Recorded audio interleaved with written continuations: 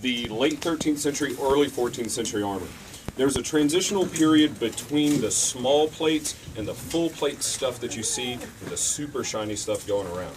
This particular set of armor has several different types of armor incorporated into it, although it's roughly in the same period of time, though there's not one specific example that has all of this together. What's that? Yeah, we can bring a couple other folks out here while we're out here. If you look at some of the legs, like this particular leg I have on, it's metal articulated, meaning it's metal to metal, articulated with rivets, has a high range of motion. I can kick, Alric, if you would. Kick high with the end. Sorry. One more time. With good range of motion, with good, well-made armor, you should be able to move. One of the other differences, if you see on the inside of the legs and the back of the rear end here, there's not a lot of protection. There's a couple of reasons for that. First, the body armor covers some of that. We're going to be armoring as he's talking, so you can watch what it looks like for people armoring us. And we all have a very similar type of kit. As we're going through, I'll point out some of the differences. If I were a knight sitting on horseback, the saddle would protect much of this area, as well as the flanks of the horse, keeping a lot of those areas protected. When we're going to be fighting after this, that area is a bit open. I definitely don't want to get hit there. If you look further up at my arms, also Alric has an example of them here. These are floating articulated. You see all those ties and rope there? These plates are tied to the jacket. The base layer of this whole suit is a layer of padding to absorb the shots. If you see over here, Rich, he's buttoning up his gambus, and now you can see also on his legs, because he doesn't have his full armor on yet.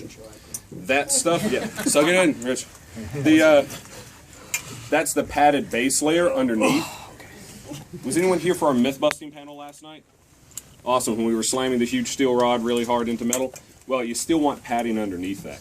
So as you'll see, all these folks out here have some base layer of padding.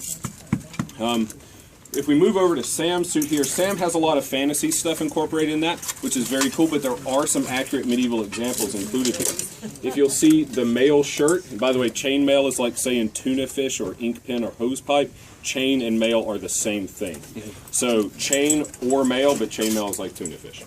So if you look here, he's got the chain shirt underneath, which is a perfect 13th and 14th century augmentation to this type of armor.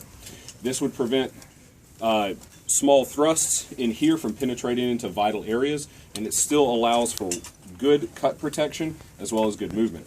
Though he's got the N7 stuff up here, any Mass Effect fans in the house. That's one of the modern accents to this particular piece of armor. But he also has accurate late 14th, early 15th century metal articulated legs, and a segmented body plate, which is not too dissimilar from some of the early 14th century examples from about 1410 to 1430. You can see around his neck here, that's a neck protector called a gorget. We don't have really good examples of these because most of them were hidden under helmets and weren't made to be pretty and were kind of thrown away after a while. Every example we've seen is attached to fabric or leather, and it deteriorates very quickly. So a lot of the research and use we use for gorgets has to be extrapolated from a very small source of equipment. Thank you, Sam. Yeah, you're welcome. We'll step out back. Thanks, Sam. So, Sexy. Alric here, you can see he's getting ready to tie these on. Now, most of us, and Rich is doing the same thing, we have these tied to either a belt or to a padded shirt underneath. This allows for a great range of motion. It's also very reliable. These ties, in the 4 years I've had, these ties have never broken. I had to replace rivets yesterday that were 3/16 of an inch. So these are very reliable ways of attaching armor. It also helps him size it in place. The other difference you're going to see about Alric's armor here, you see this leather on the outside?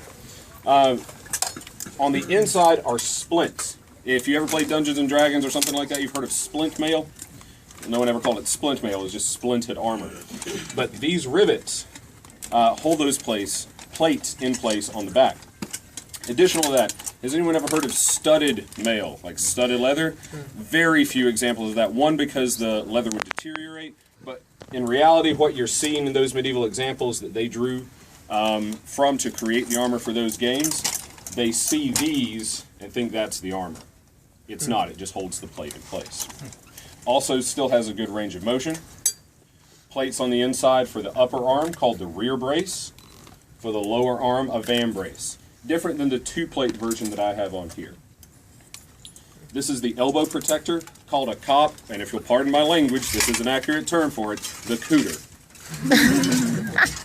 Nowadays, we kind of say the couture so that we don't offend people as much, but that is the accurate name for it. And we like the French. Yeah. Before we get that completely closed, you can see he's setting on a piece of body armor called a corazina. It is a heavy piece, yes, but it allows for great range of motion because these plates are, again, not attached to metal. They're attached to leather here, and in some examples fabric, which allow for a huge range of motion.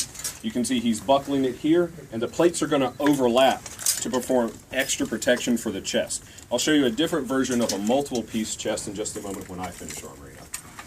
You coming? Where are you at over there, Rich? Getting the back legs tied? Yeah. All right, your shoulders will be good. We can talk about that. All right, so we'll go ahead and show you my body armor. This, and I swear I'm not just trying to talk dirty, I promise. The British version of something like this is called a brigandine, but this is particularly styled after an Eastern European dig from a place called Kusnatch. Sorry, I'm very sorry. So, you can see inside, also these plates are articulated or attached directly to the wool lining. The only leather on this is for the strapping. So we'll take this piece, you can see the back, there's floppy pieces that are long at the bottom, and multiple places to cover my shoulder blades. When we take to put this on, drop it over my head, make sure it fits around the collar and neck, and then I'm going to need some help buckling from the side. Keith, what did you say? He's not there. All right. So, there are 3 buckles on either side. You don't have to get them tight, just 1 or 2 bolts on there. And this helps to show one of my favorite examples from the 15th century. It's a beautiful drawing called How a Knight Shall Be Armored. And it was translated, it looks beautiful. You see all the armor laid out on the table. There's an arming tent where they would armor up. It would take a while. It would take assistants to tie this sort of stuff on, especially in the 15th century. Most of the things you're seeing here are late 14th century, early 15th century. We still have a couple more pieces to get ready and do, but while we're waiting for the next piece to get ready, does anyone have any questions? Yes, sir. When did like those suits, like